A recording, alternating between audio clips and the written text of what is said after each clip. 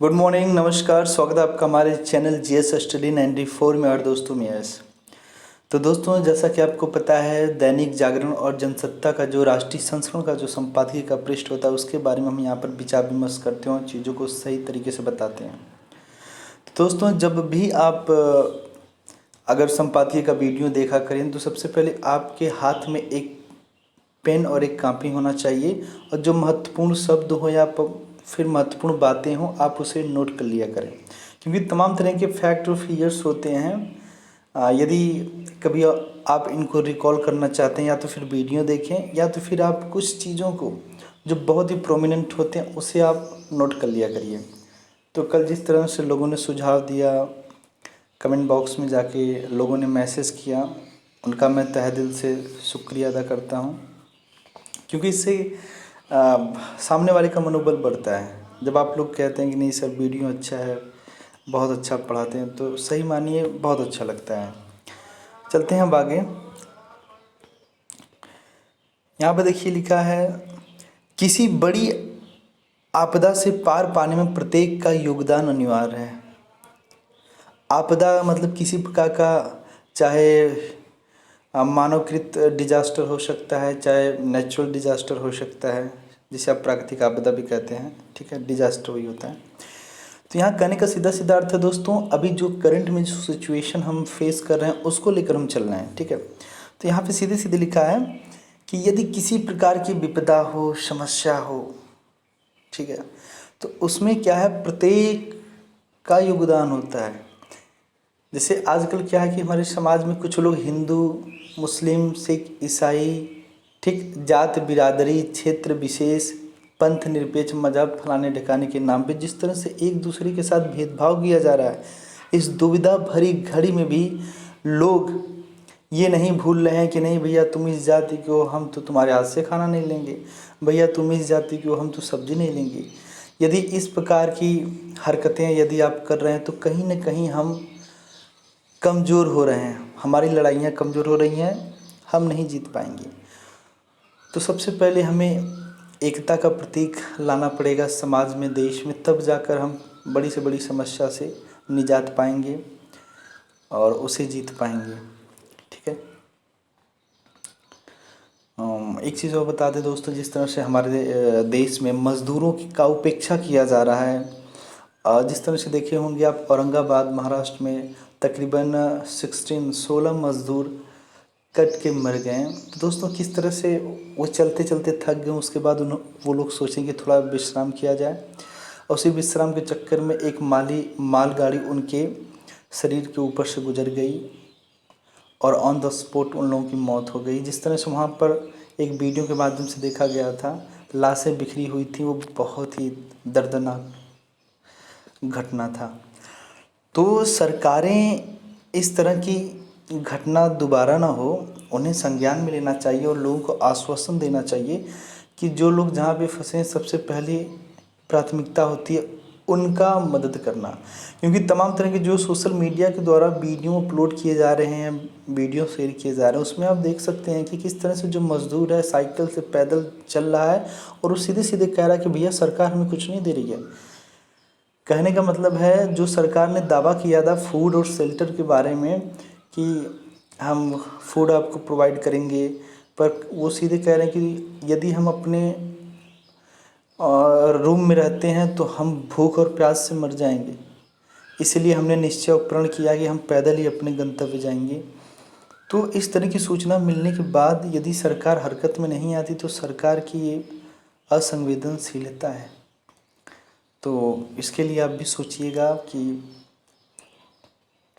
आप एक comment box में जाके मुझे एक बात बताइएगा, मैं भी जानना चाहता हूँ आप लोगों की राय। आप ज़रूर आप कमेंट बॉक्स में दीजिएगा कि जो फ़िलहाल अभी सरकारें कर रही हैं, ठीक है, मैं स्पेशली केंद्र सरकार की बात कर रहा हूँ। ठीक है, एक तरह से क्या है, जो बीजेपी है, नरेंद्र मोदी हैं, उनके बारे में आप लोगों की मैं प्रतिक्रिया जानना चाहता हूँ कि जितनी भी योजनाएं, जो भी कदम उठाए गए हैं फ़िलहाल अभी कोरोना से लड़ने के लिए, चाहे लॉकडाउन रहा हो, ठीक है, चाहे तमाम तरह की योजनाएं रहा हो, जो पंजीकृत मजदूर थे उनके अकाउंट में सीधा पैसा भेजने का, चाहे मनरेगा से रिलेटेड हो, चाहे अन्य पंजीकरण से रिलेटेड थे। तो आपका क्या पॉइंट ऑफ व्यू है, आप इस चीज़ों को समर्थन करते हैं या फिर इसके विरोध में हैं? यदि आप विरोध में भी हैं तो आपके पास इससे बेहतर विकल्प क्या है, ज़रूर कमेंट बॉक्स में बताइएगा। मैं आपसे रिक्वेस्ट करता हूँ, ये ज़रूरी भी है, थोड़ा सा मुझे भी पता चलेगा ना कि आप लोग का जो दृष्टिकोण है, जो सोच है, क्या है। और एक चीज़ आपको और बता दूँ, जो आपकी सोच होनी चाहिए एक प्रशासक की होनी चाहिए, एक आईएएस पीसीएस, एक डीएम एसडीएम, एक आईपीएस आईएफएस आईआरएस की तरह होना चाहिए, न कि एक नेता की तरह। ठीक है।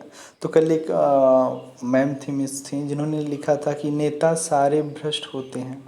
तो आपके कमेंट बॉक्स की मैं सराहना करता हूँ, और अच्छा भी लगता है कि जब हमारे देश के लोग, खासकर जो महिलाएं हैं, वो कितनी पीड़ित हैं, और वो भी ये चीज़ महसूस करती हैं कि जो नेता लोग हैं वो हमारे देश की जनता के साथ कितना छलावा कर रहे हैं, कितना बड़ा स्कैम कर रहे हैं, एक दूसरे की मदद से पैसे लूट रहे हैं, बैंकों को बैंकरप्ट कर दे रहे हैं, दिवालिया घोषित कर दे रहे हैं। तो ऐसे कई लोग थे जिन्होंने मैसेज किया था, और उसी के माध्यम से सारी चीज़ें हैं। अब आगे चलते हैं इस कंटेंट की तरफ। तो जो आज का कंटेंट है उसे लिखा है संजय गुप्त जी ने, ये बहुत अच्छे विचारक हैं।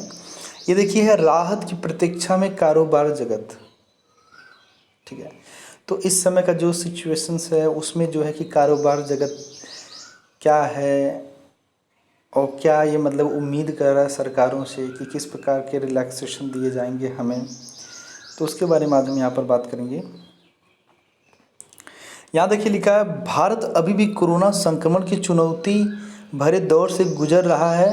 हालांकि कोरोना मरीजों के ठीक होने की दर बेहतर हुई है, लेकिन संक्रमण से ग्रस्त होने और मरने वालों की बढ़ती संख्या चिंता का विषय बनी हुई है।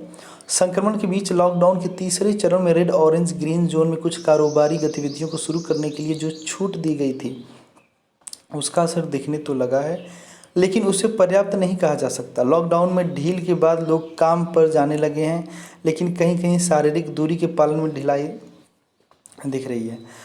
तो 2-3 दिन पहले का जो वीडियो हम आपके सामने बनाया था उसमें दिखाया गया था कि किस प्रकार से, या फिर द हिंदू न्यूज़पेपर की खबर रही हो, राजस्थान में तमाम तरह की जो मिल हैं, मिल का मतलब जो नहीं होता है, लोहा का जो प्लांट होता है, और तमाम तरह के अन्य कारोबार हैं उसको संचालित किया गया है। पर वहाँ पे एक शर्त रखी गई है कि 30% या 40% ही वर्कर को अलाउ किया गया है। संक्रमण पर लगाम न लगाने के बाद भी कामगार से लेकर मैनेजर, उद्योगपति, व्यापारी तक सभी यह महसूस कर रहे हैं कि रोजी रोटी चलाने के लिए उद्योग व्यापार शुरू करने होंगे।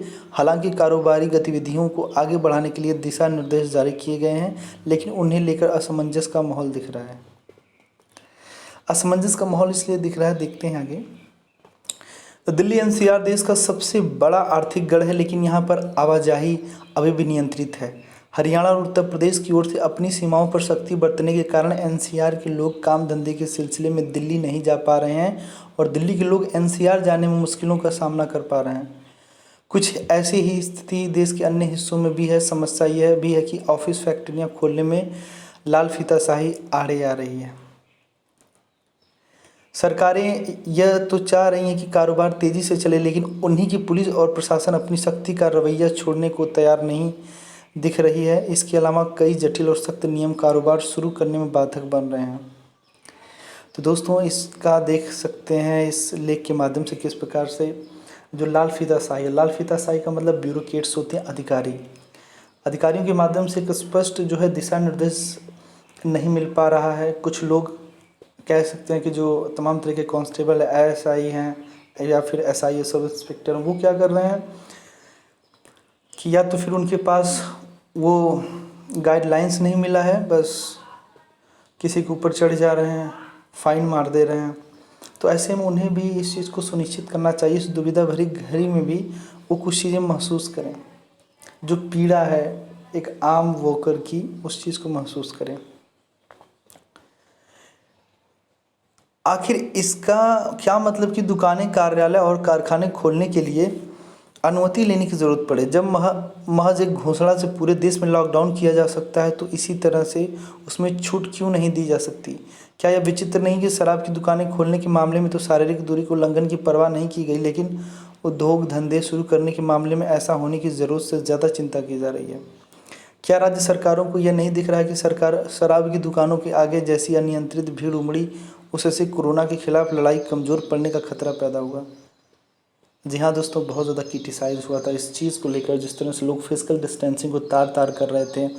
मदिरा की दुकान के सामने देखे होंगे कि हज़ारों की संख्या में लोग लाइन लगाकर दारू खरीदने के लिए बस खड़े थे, और पुरुष भी थीं, महिलाएं भी थीं। इस वीडियो के माध्यम से मुझे महसूस हो गया कि महिलाएं भी बढ़ चढ़ कर हिस्सा लेती हैं। सोचिए, सही है सब, यू आर फ्री कि नहीं, या तो फिर आप ये कहें कि you have right to freedom. बुरा मत मानिएगा आप लोग, ठीक है। यहाँ पे सबको समान अधिकार है। ये कहीं संविधान में नहीं लिखा गया है कि महिलाएं दारू नहीं पी सकती, शराब नहीं पी सकती, सब सही है, स्वतंत्र हैं आप लोग, कुछ भी करें। सरकारों को इसका आभास होना चाहिए था कि लोग शराब खरीदने के लिए उतावले होंगे और वे शारीरिक दूरी के पालन को लेकर सतर्क नहीं रहेंगे।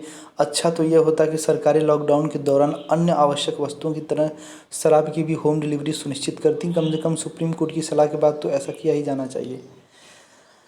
तो याद रखिएगा, जब कभी भी आप मेंस का एग्ज़ाम देंगे तो ये तो आपको लिखना ही पड़ेगा कि लॉकडाउन के दौरान किस प्रकार से शराब ठेका के बाहर हज़ारों की संख्या में लाइन लगी थी, और आप मुस्कुराएंगे भी उस घटना को देखकर, महसूस करके उस छवि को देखकर। व्यापारियों और उद्योगपतियों के सामने कठोर नियमों की बंदिश ठीक नहीं। ये बंदिशें यह बताती हैं कि सरकारों को उद्योगपति और व्यापारियों पर भरोसा नहीं, भरोसे की यह कमी कारोबारी गतिविधियों को आगे बढ़ाने में बाधा ही बनेगी। आखिर इस अंदेशे का आधार क्या है कि कारोबारी ज़रूरी सतर्कता नहीं बरतेंगे। सरकारों को यह भी ध्यान रखना चाहिए कि कारोबार जगत को पिछले 45 दिनों में जो नुकसान हुआ है उसकी भरपाई लंबे समय तक नहीं हो पाएगी। कुछ ऐसे आकलन आए हैं कि यह भरपाई 12 से 18 महीने भी हो जाए तो बड़ी बात होगी। सरकारों को इससे भी परिचित होना चाहिए कि सबसे अधिक रोजगार MSME क्षेत्र देता है। यही क्षेत्र लगभग 40% निर्यात करता है। आज उसके सामने बड़ी चुनौती टर्नओवर के अनुपात में बैंक से क्रेडिट लेने को लेकर है। स्पष्ट है कि उसे सरकारी मदद की दरकार है। तो दोस्तों, ऐसी तमाम तरह की जो कंपनियां हैं और जो एक व्यापक स्तर पर लोगों को रोज़गार मुहैया कराती हैं, आज वो किस तरह से अधर में लटकी हुई हैं। उसे बहुत आवश्यकता है कि कोई उन्हें फ़ंड रिलीज़ करे, कोई उन्हें एक कह सकते हैं ना, टेक दे, सहयोग दे, जिसके माध्यम से फिर दौड़ने लगें, दौड़ने न तो चलने लगे। क्योंकि जिस तरह से तमाम तरह के कारोबार बंद हुए हैं दोस्तों, उस वजह से सारे जो लेन देन थे, सारी जो प्रक्रियाएं थीं, वो डिस्कनेक्ट हो चुकी हैं। क्योंकि ये सारी चीज़ें एक चैन के माध्यम से होती हैं। जैसा कि आपको पता है, आज जो है ग्लोबलाइजेशन का दौर है। आप किसी भी देश में जाकर कहीं भी कारोबार कर सकते हैं, अपनी सामानें बेच सकते हैं। पर आज वो स्थिति है कि दोस्तों पूर्ण बंदी है, पृथ्वी की ही पूर्ण बंदी है। लॉकडाउन के कारण बंद हुए छोटी और मझोले उद्योगों के श्रमिकों ने कुछ इंतजार के बाद अपने गृह राज्य लौटना शुरू कर दिया। उत्तर प्रदेश, बिहार और झारखंड के मजदूरों में कर्नाटक, महाराष्ट्र, गुजरात, हरियाणा और पंजाब आदि राज्यों से वापस लौटने की होड़ मची है। इसे देखते हुए केंद्र सरकार ने श्रमिक स्पेशल ट्रेन चलाना शुरू कर दी है। मजदूरों के घर लौटने से यह सवाल खड़ा हो गया कि उनके बगैर उद्योग धंधे कैसे चलेंगे। सवाल यह भी है कि क्या घर घर, गांव गांव लौटे मजदूरों को अपने गुजारे के लिए कोई सही काम मिल पाएगा। जी हाँ दोस्तों, अब कंपनियों में जिन जिन लोग शहरों से माइग्रेट होकर अपने यहाँ आए हैं, जो माइग्रेंट हैं, अब वहाँ पर जानते हैं क्या समस्या होगी? मैन पावर की बहुत बड़ी समस्या होगी। लोगों को उस तरह के मजदूर नहीं मिल पाएंगे, कामगार नहीं मिल पाएंगे, और इससे क्या होगा, जो उत्पादन क्षमता है उसमें बहुत बड़ा अंतर मिलेगा। हैरानी नहीं कि केंद्र और राज्य सरकारों को जल्द ही इसकी चिंता करनी पड़े कि अगले कुछ दिनों में मजदूरों को उनके कार्यस्थलों तक कैसे पहुंचाया जाए। अगर ये मजदूर वापस नहीं लौटे तो उनके साथ साथ उद्योग धंधे भी नुकसान उठाएंगे। अगर देश के साथ साथ दुनिया के आर्थिक हालात को देखा जाए तो इस समय सारे विकसित देश इसके लिए छटपटा रहे हैं कि उनका आर्थिक पहिया किसी तरह जल्द से जल्द घूमे। सबसे बड़ी आर्थिक शक्ति अमेरिका के राष्ट्रपति डोनाल्ड ट्रंप का कहना है कि बुरे हालात के कारण जिन 3 करोड़ लोगों की नौकरियां गई हैं वे सरकारी सहायता पर निर्भर हो गए हैं। उनका यह भी कहना है कि आर्थिक गतिविधियों की बंद नहीं किया जा सकता, भले ही कितनी भी मौतें हो जाएं। अमेरिका जैसे हालात यूरोप के भी हैं। हालांकि इन धनी देशों के पास अकूत पैसा था और उन्होंने सरकारी पेशा लोगों की राहत देकर बड़ी हद तक उनकी मदद भी की, लेकिन भारत में भी इसका इंतजार है कि निजी क्षेत्र के कर्मचारियों की मदद कौन करेगा और कैसे। तो यदि आपको ऐसा लग रहा है कि सरकार मदद करेगी, तो सरकार के पास इस समय की जो स्थिति है, करंट में जो समस्याएं उभर रही हैं, लोग इस चीज़ को महसूस करने लगे कि सरकार के पास पैसे नहीं हैं। तो मुझे कई बातें समझ में नहीं आती हैं कि जिस तरह से ये अभी हर साल का जो वित्त वर्ष डिक्लेयर किया जाता है, उसके बाद तमाम जो पैसे होते हैं, लाखों का जो पैकेज अनाउंस किया जाता है, उसके माध्यम से तमाम तरह के जो डिपार्टमेंट सेक्टर उसमें पैसा लगाया जाता है, इन्वेस्टमेंट किया जाता है। अभी तो वित्त वर्ष चालू हुआ था, पैसा भी नहीं लगाया गया। वो पैसा जो आरबीआई से इन्होंने उधार लिया था, वो पैसा जो तमाम लोगों के माध्यम से इन्होंने पैसा जुटाया था, वो पैसा आखिर पैसा गया कहाँ? क्या भारत इतना निर्धन है कि 1 महीने 2 महीने तक सरकारें खिला जिला नहीं सकती?